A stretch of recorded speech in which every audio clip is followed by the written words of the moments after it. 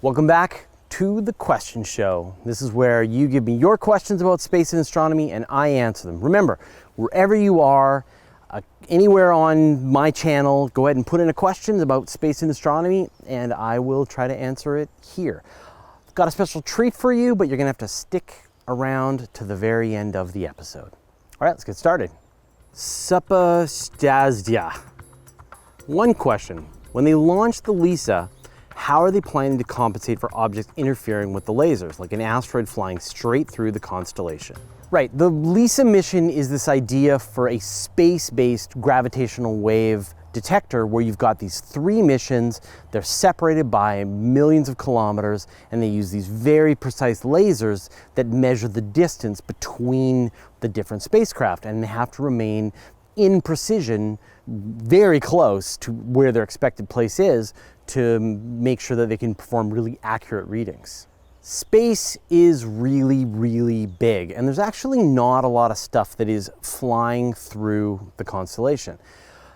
At the same time, I mean, this is the issue that all mission planners have to deal with, which is how do I make sure that my spacecraft doesn't get smashed by space dust or micrometeorites and things like that? And the solution is they can't. It's just that there's so little stuff actually happening in space that they just take their chances. They put the spacecraft up and hope that it doesn't get hit. And occasionally, a spacecraft does. So would you end up with like these really precise lasers and then have some kind of particle pass through and disrupt? Maybe. It sounds like it's going to happen very slightly. Now you might get like dust or things like that that are in the solar system, and I'm assuming that they will start to figure out how much of that dust there is and compensate for it so that the LISA mission wouldn't end up sort of losing its data. Seraphic. Am I the only one who thinks it seems wasteful and irresponsible to consider flat out destroying other planets in order to gain their resources? Wonder if this is how industrialists of the past thought about deforestation, etc. So this question is kind of in a response to the video that I did with Isaac Arthur, and we were talking about how a Type 2 civilization, as it's moving towards building its Dyson sphere, might decide to start to dismantle all of the planets in the solar system to actually have the material for that. And I can see how that is an ethical question. If it were up to me, I think we would never destroy the Earth, because the Earth is a very special place, has a historical value, there's life on Earth, and it would be, very unethical for us to destroy the life on Earth. That said, the sun is going to heat up and destroy all life on Earth in about 1 billion years, and in about 7 billion years, it's going to consume the Earth, maybe, when it expands into a red giant. So the future of the Earth is doom. And so the question is, do we take it upon ourselves to dismantle it in advance to preserve human society? What do we think about when we see a rock or a chunk of limestone? Do we feel ethically concerned to destroy it? I mean, if the planets are dead of life, there's nothing on Mercury, there's nothing on Mars, there's nothing on Europa, then I would feel less, apart from just feeling nostalgic about that time when those things existed, but I wouldn't feel like we were performing some kind of ethical crime. But if there is life there, I personally think we should be completely hands-off to those worlds to give that life a chance to do what it's always done and continue doing for the future. Now, maybe we may feel differently when the sun is about to destroy it, but if we find life, I think we should be hands-off with those other worlds. No life? Nah, we can take them apart. Silt Strider.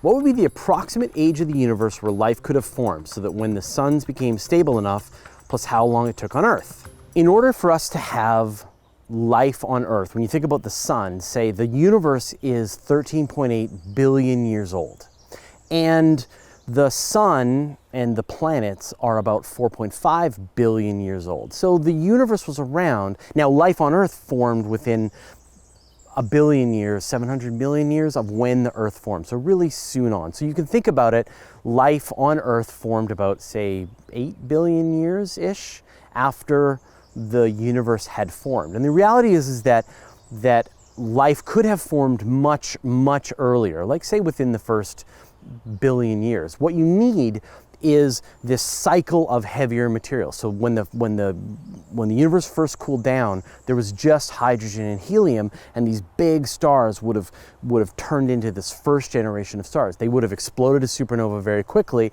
and then turned into more stars, and those would have been very massive, and they would have exploded. And so you would need multiple generations of stars to get the heavier elements that we use here on Earth. Now, there's a really interesting theory that I really like, which is that if you go back to the very beginning of the universe, about, say, 15 million years after the universe formed, the entire temperature of everywhere in the entire cosmos, like the cosmic microwave background radiation everywhere, was about room temperature. And so liquid water could have formed everywhere in the entire universe. The whole universe was the habitable zone. And so you can imagine for about, I think it's about 7 million years, you could have had life anywhere in the entire universe. Although, how many of those heavier elements would you have had? That's still an open question, but it's a very interesting theory. This comes from Avi Loeb, who we've done a bunch of stories on Universe Today with all his various ideas, but this is one that I really like. No Name James. Hey, what do you think would be a good first telescope? For anyone who wants to get into astronomy and they think, oh, it's time for that telescope, the first thing that I recommend that you do is get a pair of binoculars. Get something but astronomical binoculars. Celestron makes a good pair, sort of like a 15 by 75 pair of binoculars. That's where you should always start. If you've gone out and you've looked at the night sky and you really enjoy using the binoculars and you want to take things to the next level, then there's a bunch of telescopes. The thing that matters the most, well, it just sort of depends on what you want to do. But if you want to do, you want to be able to, I really like the go-to telescopes. So you have a controller and you punch in show me Jupiter, and then the telescope turns and shows you Jupiter. And I like that. I like being lazy. So the mount is very, very important, more important than actually the optics of the telescope. So you're going to want to spend a little more money. The size of the telescope, I would go for a minimum of a 6-inch reflector telescope and say 130 millimeter refractor telescope. And both of those are going to run you in the sort of $300 to $1,000 range is what you're looking at. Anything from any of the sort of major telescope suppliers that you've seen, Celestron, Meade, there's a bunch of sort of fairly entry-level but really good telescopes, and that's what I would go with. You want a good mount. That's the most important thing that has the kind of control that you want. Now, if you want to go into something like astrophotography and you want to put a camera onto it, then the mount becomes even more important. So make sure you've got a good mount. And so when you're looking at reviews, look for the people talking about the quality of the mount and the stability of the mount and how well the go-to part works. But you should be spending, somewhere $300 to $500 up to about $1,000 for that first telescope. Clever. So when do we get anti-gravity engines or artificial gravity? The end goal of this research is to produce such things, correct? Or am I being too optimistic in thinking those feeding from the government trough actually have a clear end goal? So this was a response to the video that we did about gravitational waves. And it's very important to see that we have this thing called basic research. We research into these basic concepts of physics and the universe, and we've done this for hundreds and hundreds of years about electricity and electromagnetism and how light works and lasers and silicon chips and all of these concepts, these basic underlying battery technology and it's basic concepts in biology and all this kind of stuff. And there is no point except to understand how the universe works better, to try and get a sense of how things are working. Now, as we discover these things, then actual technologies, the engineers come in and they're like, oh, we could turn this laser thing that you've invented, and suddenly now lasers are everywhere and they're used for everything. And it is one of the most important practical technologies, and especially silicon chips, right? So I think it's really short-sighted to say, oh, what's the purpose of this research? The point of this research is to understand the universe better. And when you think about the government trough, I mean, the amount of money spent on basic scientific research in the United States and other countries is a fraction of the money that's spent on everything else, on military, on takeout pizza, on lawn care maintenance, on just ridiculous things, and to just like, why can't we spend a little bit of money trying to understand the universe? I think it's important and worth doing, and if it turns into useful technologies down the road, awesome. And if it doesn't, well, we tried, and it's worth trying. Christopher Brown Floyd. On the astronomy topic and the upcoming launch of the James Webb Space Telescope, what type of benefit would putting duplicate telescopes at L4 and L5 have? Could we link them like we do radio telescopes to be able to resolve other solar systems and their planets? If so, what could we possibly view and what would be on your list? So just to be clear, the L4 and the L5 points, those are the Lagrange 4 and L5 points, and they are sort of ahead and behind the Earth on its orbit around the sun. And unlike the L1, 2, and 3 points, they're stable. So you could plop a telescope in the L4 point and it would never need any more fuel. It would just sit there and it would be able to observe the universe. And the nice thing is that with the L4 and the L5 points, they are 60 degrees away from the Earth along its orbit. They're very far away, and you could have them point at the same object. Now, as you were mentioning, astronomers, not just radio telescopes, this is a technique called interferometry. And what happens is telescopes, two telescopes set apart, will point at some object. And you get to add together the resolution of the two telescopes and make them act like one telescope. Now there's some benefits and there's some downsides, and I think we've done a whole video on this, but the gist is that it's not as good as a telescope that is the radius of the two telescopes sort of out to the side, but it's better than if you combine the surface area of the two telescopes. What you have to do is you have to line up the wavelengths of the images that they're seeing perfectly to be able to get the advantage of these two telescopes working as one. And with radio telescopes, because the wavelengths are so big, it's very easy for astronomers to line up the wavelengths to get the same image. But with the visible light telescopes, the wavelengths is tiny, right? Nanometers. And so it's very difficult to, based on timing, be able to line up those. So you have to do this in real time. And so you would have to have these telescopes that are sending their signals back, and you are lining up the wavelengths from these two telescopes perfectly so that you're getting this combined image. Now remember, it's better than the combined surface area of those two telescopes, but it's not as good as a telescope that's the size of the Earth's orbit, but it's still really good. Now what would I want to see? Obviously I would want to see other planets are orbiting around other stars. I would love to see, start observing other stars and try to find planets. If we find planets, I want to see what's on those planets. So I think that would be a great idea, and I'm sure there's going to be some folks from NASA and stuff will say, oh, it's a little too tough to, we can barely make a visible light telescope work on the scale of, say, a few tens of meters or hundreds of meters apart. We can't imagine the kind of technology it would take to put those halfway across the solar system, but it is theoretically possible. Maz Oler, wouldn't closed off lava tubes on Mars or the Moon be the best option for habitation? I mean, couldn't we pressurize them with breathable air, or would it slowly escape through the rock? There are these amazing lava tubes on both Mars and the Moon, and we can see them on Mars. There are like these holes, these black holes that are on the surface of Mars, and what they are is they are the skylight of this cavern, and we think it's like some kind of lava tube where just a little part of the surface of the cavern has fallen through. And there are similar things on the Moon as well, and because of the lower gravity on the Moon, you can imagine these lava tubes might be like enormous, like taller than the Empire State Building, and so you could imagine future civilizations living in these lava tubes. You would probably still want to pressurize them, so you would probably spray the walls with some kind of concrete or some kind of membrane that would keep your air in to stop it from leaking out.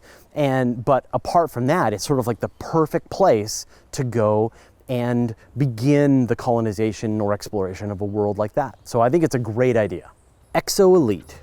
Instead of the universe expanding, could everything be moving towards some bigger black holes which are scattered in the universe? This is the kind of thing that you could test. You look out into the universe and you look at how how galaxies are moving. And so under the current theory, which is that everything is expanding apart from each other, what you get is when you look in every single direction, the further a galaxy is, the faster it's moving away from you. But if there were these big black hole blobs out there, then what you would see is you would see a bunch of galaxies moving away from you because they're being sucked towards this black hole. But then you'd see other galaxies on the other side of the black hole, and they would be coming towards you because they are all getting sucked into this gravitational well. And that's not what we see. We see everything moving away, not something's moving towards us and something's moving away from us towards these centers of mass that you would predict if that's what was out there. So in this case, you can just make the observation. You can see that it matches that the universe is expanding and not clumping together. Matthew Zaleski. Fraser, I really appreciate that your team takes the time to pull together the extra video playlist for the topic that you're covering. I just finished watching the set you put together on gravity waves, and it was a very interesting deep dive into the topic.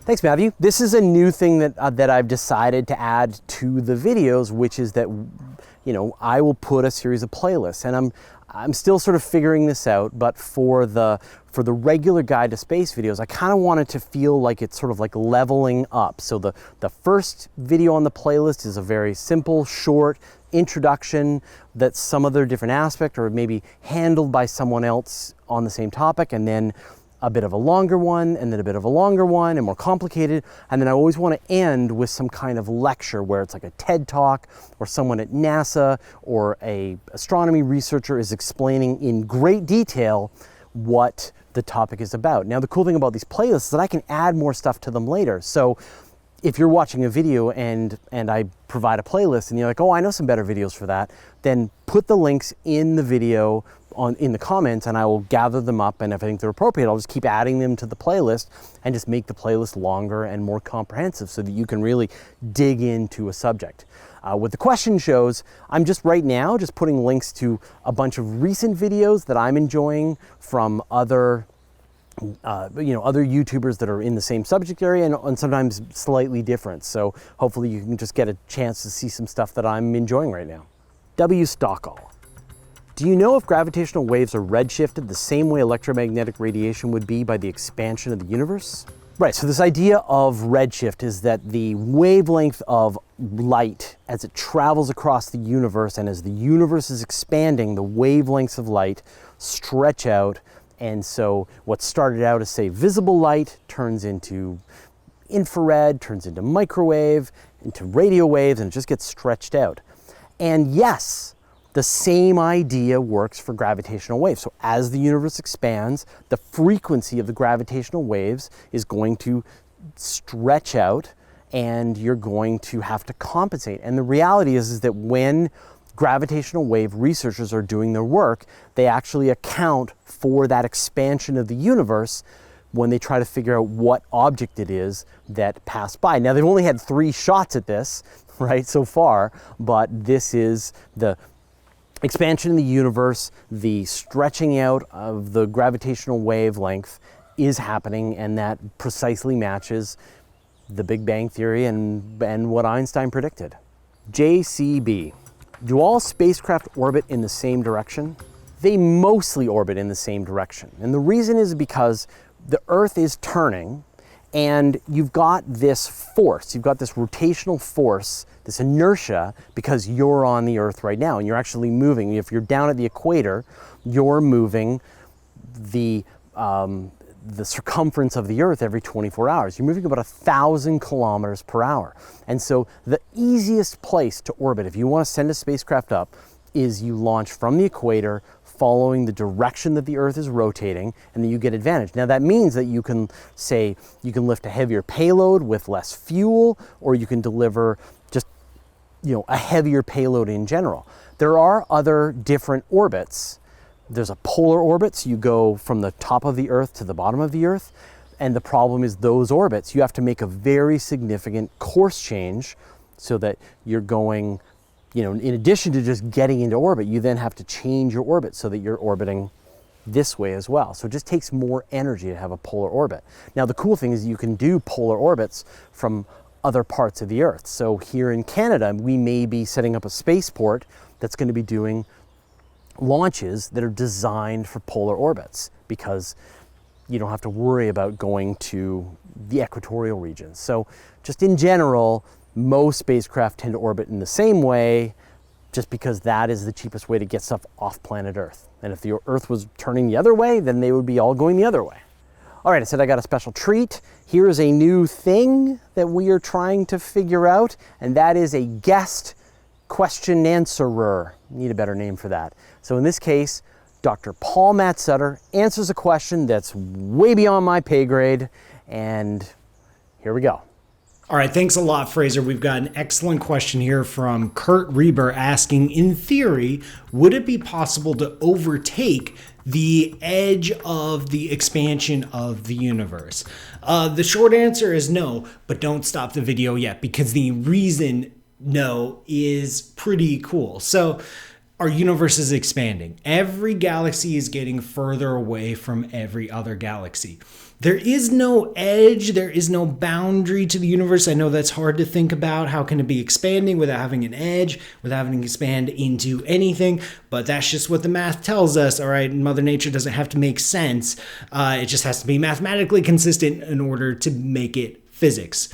So imagine, forget the universe, forget galaxies, all that.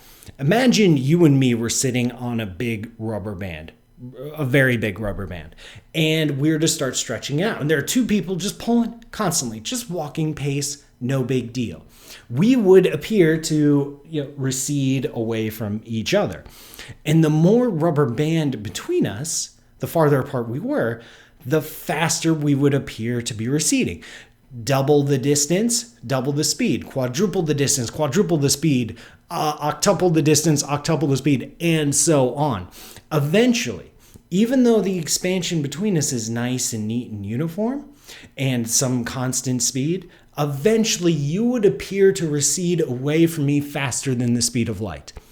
And nothing can go faster than the speed of light, which means if I started running up against that rubber band trying to catch up with you, I would never be able to run fast enough to ever catch up with you, even though you're not actually moving faster than the speed of light. Just the space between us is expanding faster than the speed of light. So a distant galaxy at the edge of the observable universe appears to be moving away from us faster than the speed of light. That means we can see it now, but we'll never ever be able to catch up to it. Excellent question, Kurt. You can check out more questions and more answers over on my channel, youtube.com/Paul Matt Sutter. PaulMattSutter. There might even be a link down there. I have no idea how this works. Well, okay, I have some idea how it works, but that's not important right now. What is important is that you go to my channel and subscribe and listen to all the other videos, because there's so much space going on. Thanks a lot, Fraser. Thanks a lot, Kurt. Okay, that's it. End of another question show. Thanks to everyone who asked their questions. Thanks especially to Dr. Matt Sutter for tackling that complicated question. I really appreciate it. Now, as I mentioned, time for a playlist of things that I'm watching right now. Oh, so itchy. You have to cut that out, Chad.